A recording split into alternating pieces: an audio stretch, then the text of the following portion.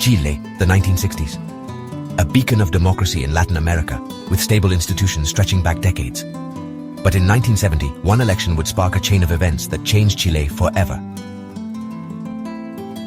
In 1970, Salvador Allende won Chile's presidency with 36.6% of the vote.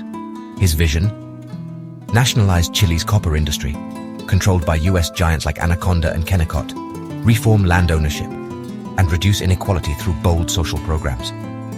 It was a dream of sovereignty and equality, but it terrified the United States.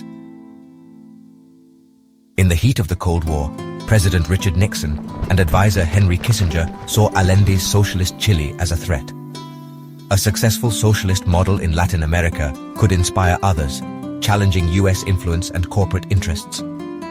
Declassified documents reveal a chilling US strategy to destabilize Allende's government. Nixon's orders were clear: make the Chilean economy scream. Through Project Fuelbelt and Track 2, the US cut aid, blocked World Bank and Inter-American Development Bank loans, and restricted export credits. Chile, dependent on copper exports, reeled as the US manipulated prices and backed strikes, like the 1972 truckers' strike.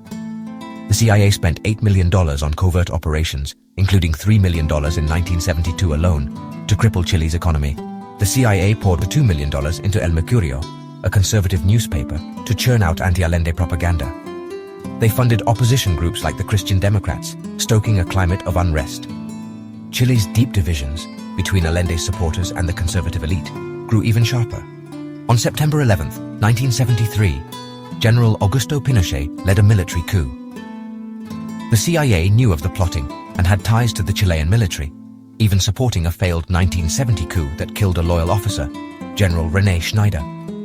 While no hard evidence ties the US directly to the 1973 coup, they didn't stop it, and likely signaled approval. After the coup, the US rushed $24 million in aid to Pinochet's junta, far more than Allende ever received. Pinochet's dictatorship brought brutal repression, over 3,000 killed, 38,000 tortured. His US-backed free market reforms spurred growth but deepened inequality. Chile became an economic leader in Latin America, but the scars of 1973 remain. Was this the end of Chile's democratic dream, or a complex new chapter?